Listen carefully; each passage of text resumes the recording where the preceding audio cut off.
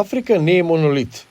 Има вртоглава богата историја, ресурси, традиции, но и многу проблеми со кои се соочуваат многу млади држави. Додека најбрзо растечкиот континент во светот игра релативно мала улога на оваа сцена, лицето кое следно ке живее во Белата куќа, без разлика дали е тоа поранешниот републикански претседател Доналд Трамп или демократскиот претседател Џо Бајден, ќе треба да направи политички избори кои се однесуваат на брзо променливите економски и безбедносни услови во Африка. Минатиот став на Трамп за Африка, велат тие, може да се сумира со еден збор, што тој наводно го користел за да ги опише африканските земји и карибската нација Хаити.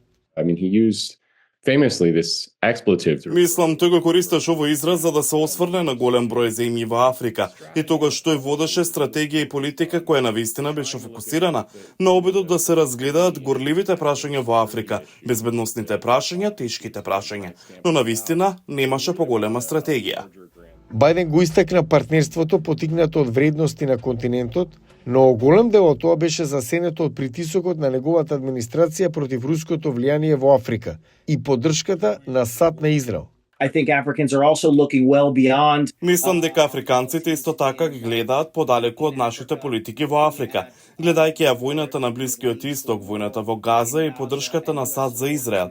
Например, или барањата африканските земји да не соработуваат или да се вклучат во односи со Русија. Така мислам дека тие гледаат одреден степен на лицемерие во политиките на администрацијата на Бајден на глобално ниво. И тоа не им прави многу нови пријатели во Африка.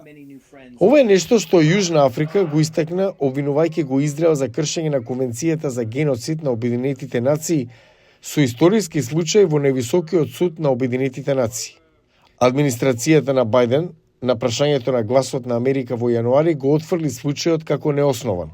Аналитичарите велат дека овој удар врз кредибилитетот на Америка ги повикува противниците да ги искористат предностите. Ќе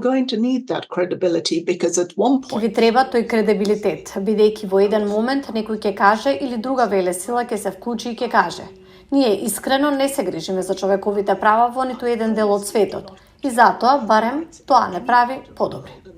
Хадсон вели дека следниот претседател на САД ќе се соочи со поохрабрен континент. Мислам дека кој било нов американски претседател ќе мора да се бори со опаѓачкото влијание што Вашингтон го има кон континентот Африка и со повеќе африкански земји кои ги бараат своите права и привилегии и изборуваат се пообединето. Може би постои начин да се помогне да се сврти тој бран. Сопругите на кандидатите оствари официјални посети на Кенија, Намибија, Египет и Малави, додека претседателот Бајден ја испрати по претседателката Камала Харис во Гана, Танзанија и Замбија. Сепак, ниту тој, ниту Трамп не го посетија континентот како претседатели.